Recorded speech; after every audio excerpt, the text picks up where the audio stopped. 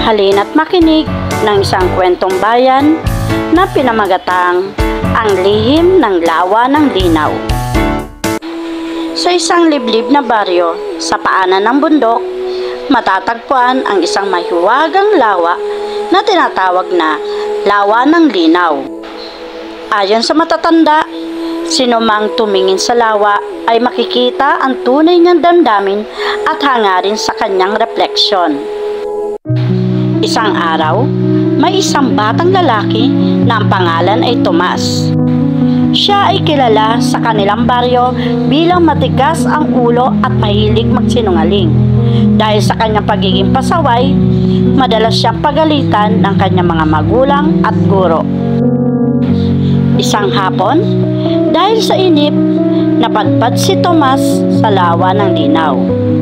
Tumingin siya sa tubig at laking gulat niya nang hindi ang kanyang mukha ang nakita niya, kundi isang mukhang malungkot at puno ng takot.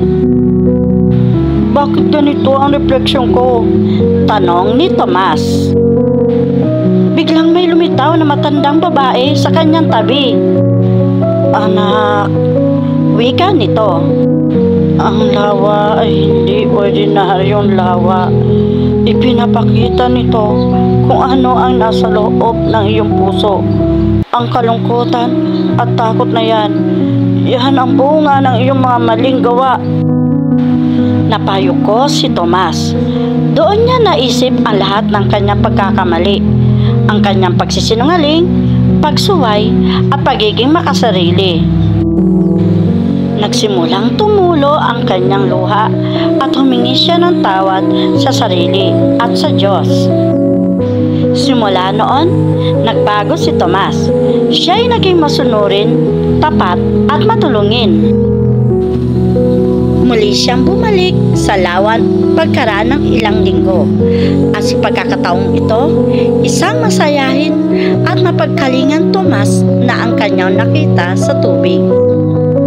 Sa kwentong ito, pinapakita nito ang ating mga kilos at ugali ay refleksyon ng ating puso. Kung nais nating makita ang kagandahan sa ating paligid, dapat ay magsimula ito sa loob natin. Ang pagbabago ay laging posible, basta't may bukas na puso at tunay na pagsisisi.